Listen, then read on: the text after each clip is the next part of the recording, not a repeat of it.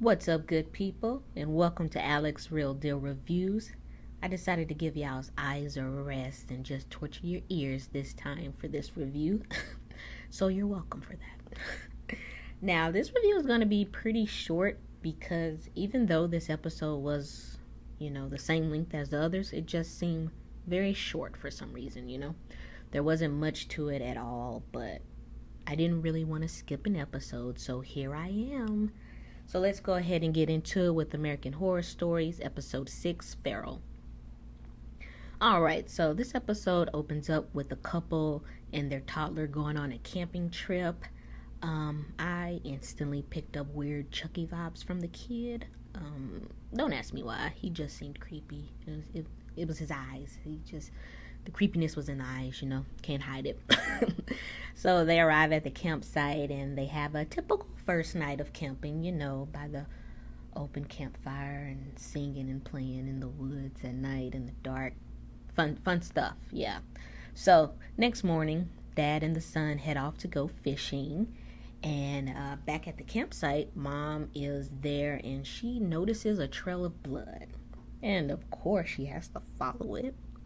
So it leads her to a dead deer hanging in a tree. And it's pretty obvious that this was not done by another animal. So a bit of foreshadowing there. Alright, so cut scene to the dad, and the son has somehow disappeared.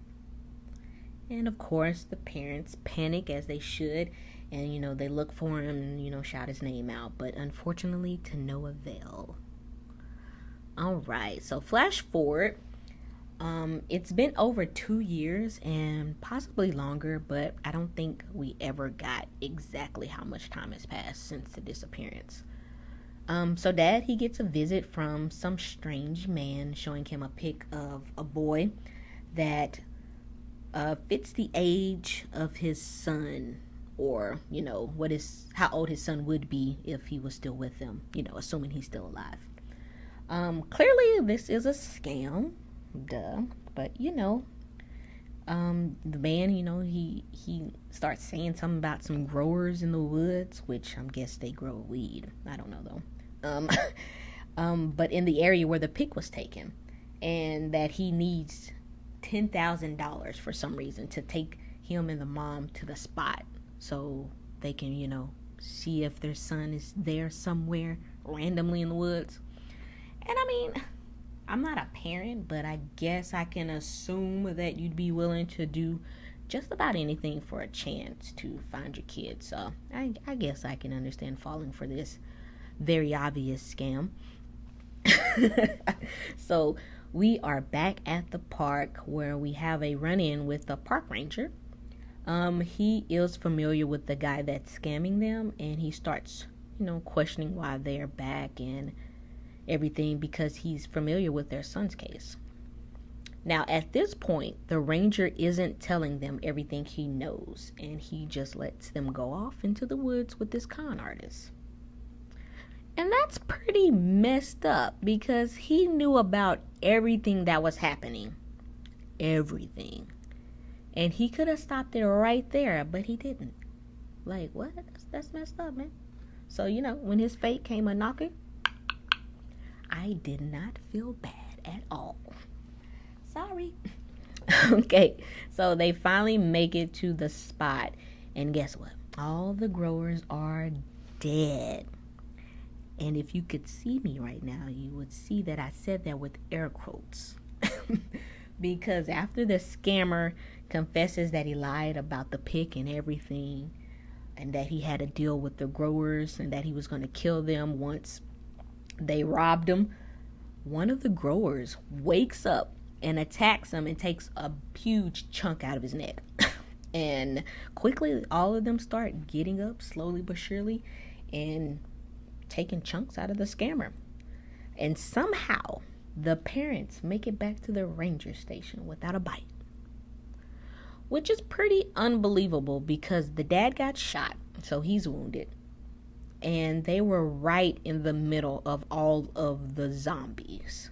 So I don't understand how they made it out, let alone back to the station without a scratch. but they did by TV magic.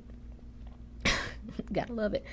Love that plot armor. All right, and the ranger finally decides to come clean about everything that's going on. So apparently these zombies are called ferals, and they are pretty much in every national park area. And the government, shocker, are very aware that they exist, and they have units that come in and do containment when needed and necessary. For example, say someone's child was to disappear during a camping trip, perhaps. Instead of actually looking for the missing child, they would instead call in a containment unit to come and kill as many ferals as possible instead of looking for the missing child.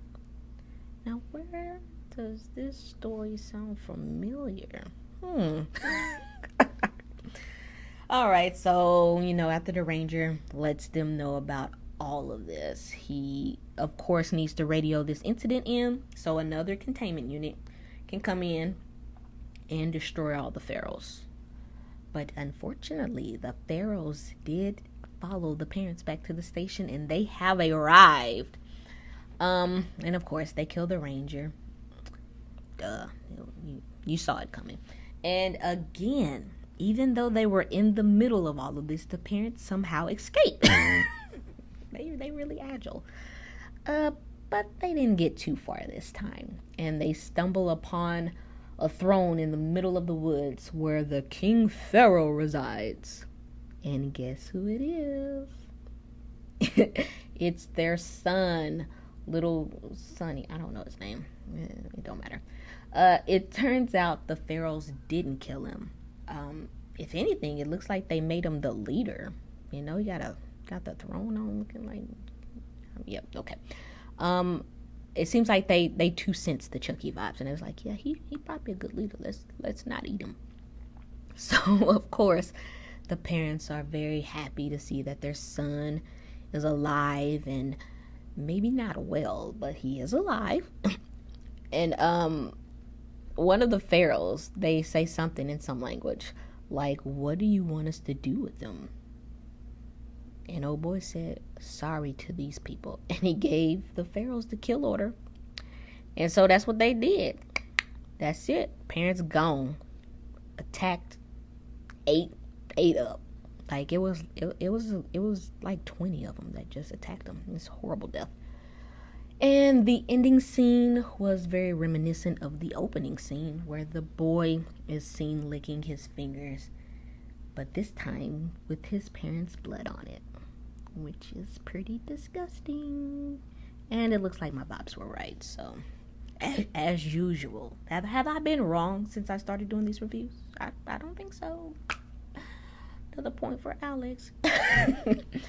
And yeah, that was it.